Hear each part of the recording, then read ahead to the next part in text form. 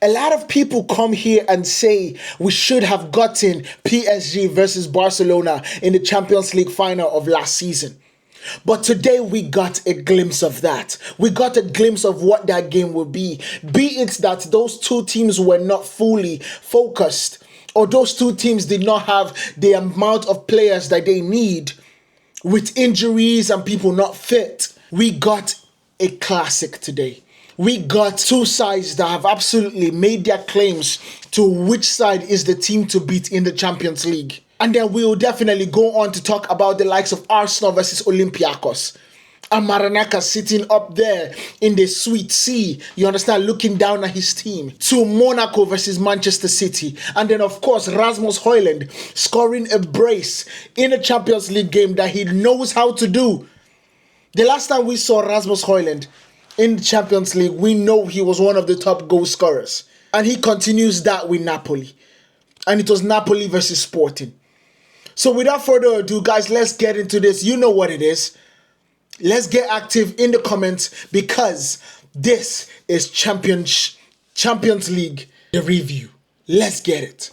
So first things first, we are going to be talking about Paris Saint-Germain or Barcelona versus Paris Saint-Germain. This game ended 1-2 in PSG's favor. But this game was not all that it was cut out to be in terms of what we expected. Because the truth about this situation is that Barcelona were missing the likes of Rafinha. We're missing the likes of, Baude in the left back situation. And then you look at PSG, their entire front line, Kvaratskhelia, gone. Dembele, gone. Doué, gone. They did not have anybody in that situation. So, in my watching this game, I was like, let me see if I'm watching the game anyway. It is just to be able to see if the supporting acts could actually be good for both sides. And boy, were they good. The game started 19 minutes. What an assist from Marcus Rashford.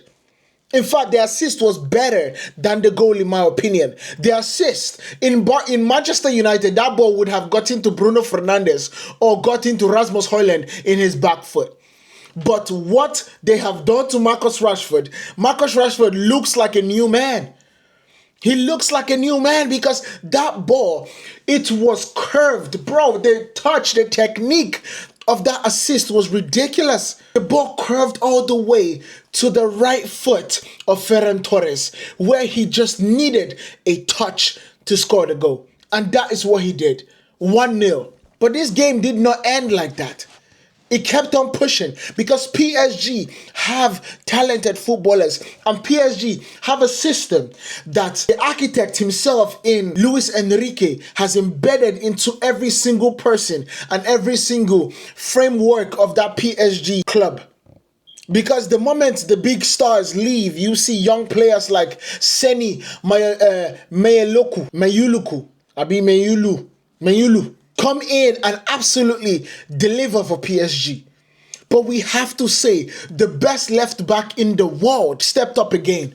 The moment that guy starts stretching his legs, every single person on that wing starts shaking. Literally, they have found Bigfoot because this dude, he starts moving and every single person is like, oh my God, oh my God, oh my God. What can we do? What can we do to stop him? Nothing. Absolutely nothing. Because bro, Nuno Mendes ran that position again and again. I am sorry for Lamine Yamal because his defensive duties, he just has to keep on defending when he's playing against Nuno Mendes. And then Nuno Mendes gives a beautiful assist and then Sene absolutely puts it away with his left foot. Beautiful goal. But you think this game is going to be over like that? Nah, bro. PSG has depth upon depth. One person that nobody is going to give credit to is Kangin Lee. Bro, that boy is a baller. Kangin Lee is a baller. The likes of Bradley Barcola had opportunities upon opportunities. That guy has everything in his game but finishing. If he puts it all together, he would be a lethal option for PSG. But then comes in the 72 minutes for Fabian Ruiz, Goncalo Ramos. Goncalo Ramos comes in and you know what it is.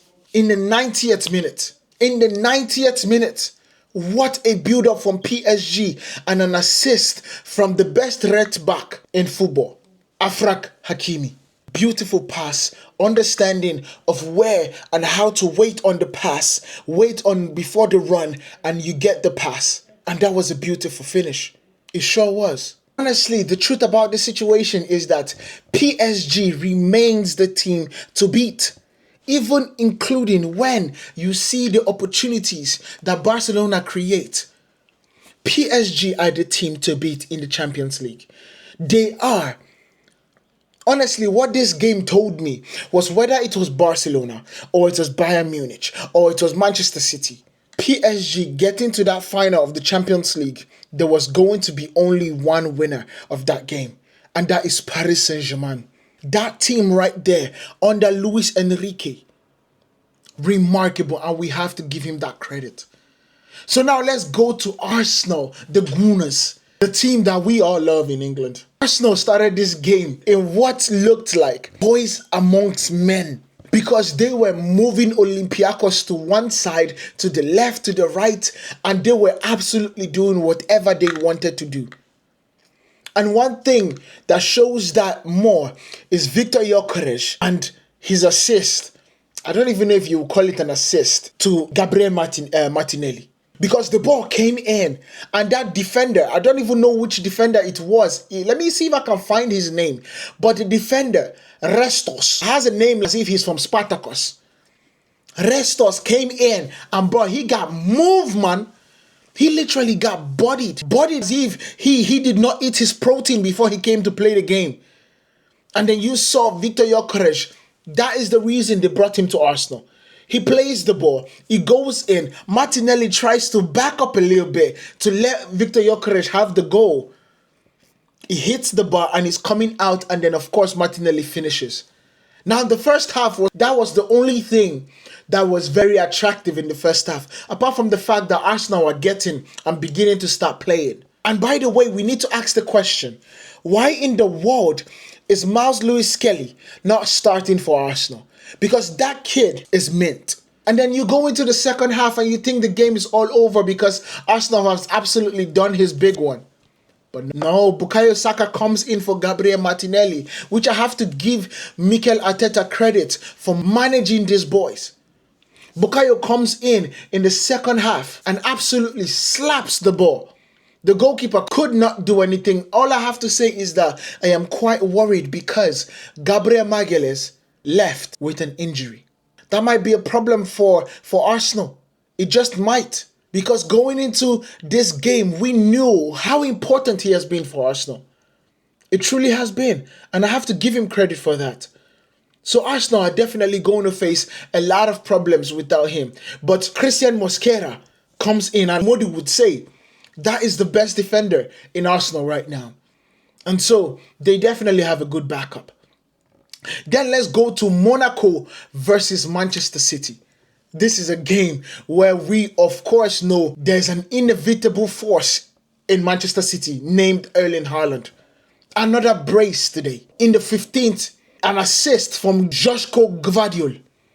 That touch to score, to literally lob the goalkeeper in what feels like very close to the 6-yard box is breathless, is breathtaking. It was a fluid touch, just tip, and it was over the goalkeeper and it was in the back of the net.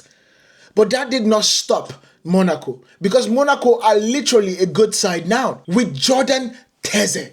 Bro, that strike was crazy. With the inside of his right foot, boy, he bent it with so much pace, power, and accuracy. At that, Donnarumma could not do nothing about it. Not a thing about it. And then you think, oh, this game is almost going to be over. You think it's going to be over. Let them just lead into the halftime and rest and recoup. Nah, bro. Erling Haaland steps up again. If there was one thing Erling Haaland had in his game that was what felt like a loophole or a weakness, was his heading ability.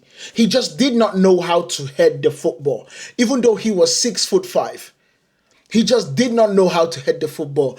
That has changed. This is a sign of an elite player. This is a sign of a player that wants more. This is a sign of a player that says, feed me more. Erling Haaland. The way he connected with the header, he literally had to force himself on that ball. Pause. That sounds weird. He had to generate a lot of power with his neck to get that ball to be placed perfectly where the goalkeeper could not catch it. And that was also a very good assist from Nico Riley. By the way, that kid signing a new contract for Manchester City is brilliant. Absolutely brilliant. But the game is not over still. It's not over because Monaco are a good side playing the 3-4-2-1. They are a good side. And of course, if there's one person that knows how to score against Manchester City, it's Eric Dyer, because he steps up and absolutely dispatched the penalty with ease. I have to give him credit. I did not know he was even at Monaco. So seeing him today was a breath of fresh air. It was really good to see. Absolutely good to see. Now, the truth about this situation is that Manchester City drawing in this game, it was not part of the plan because City now go to 8. Yes, with a win and a draw, but that's 4 points when your mates are getting 6. But guess what? Monaco has gotten a point in this situation. They have a point because they lost in their first game to Club Brugge 4-1. That was a dispatching. And so you came into this game thinking that they were literally going to capitulate, fold under the pressure. Nah, bro. They are not folding. They are coming.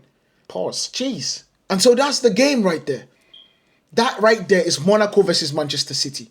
And then you look at the last game, which is the game that I was absolutely watching because my boy Rasmus Hojlund, I've been telling people that this guy is a talent. This guy is a 20-goal a season kind of talent. And he goes on to score a double under Conte. This is the first time in the Champions League since what Erik ten Hag and Andre Onana absolutely kicked us out of it 3 years ago. This kid comes in and scores a brace, getting assisted by Kevin De Bruyne. Magnifique. Like he said in his Instagram, he did not put that in his bingo card. Getting 2 goals in a Champions League game, assisted by Kevin De Bruyne. He did not put it in his bingo card. And then you see the interview, he comes out and says, bro, I understand why Erling Haaland has the amount of goals that he has. He understands it. But the truth about this situation is that Sporting was not going to be giving up the opportunities like that. They are still a good side. They are still the champions of Portugal. And so Luis Suarez steps up and literally gets the penalty, dispatches the penalty. That's literally after coming on in the 46th minute. But Rasmus Højlund steps up again with a beautiful header. By who? Assisted by who? Kevin De Bruyne. And bang.